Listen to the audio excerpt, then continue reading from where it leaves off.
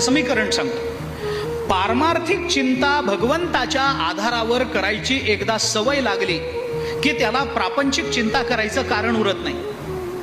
पण प्रापंचिक चिंता करायची एकदा सवय लागली की त्याच्या जीवनाचं अधःपतन निश्चयात्मक भूमिकेतून ठरलेलं असतं. कारण परमार्थाची चिंता करणाऱ्यांच्या संसाराची चिंता परमात्मा करतो.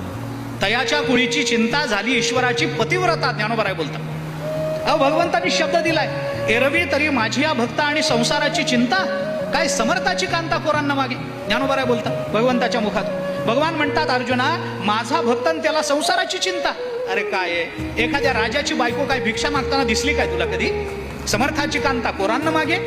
राजाची पत्नी आहे, राणी आहे आणि दारादारामध्ये जाऊन भीक मागते. 2 घास वाढावं मावली, 2 दिवस झाले पोटामध्ये अन्नाचा कड नाही. एखादी राणी म्हणेल काय असं? तसं देवाचा भक्त संसाराची चिंता करेल, पोटा पाण्याची चिंता करेल.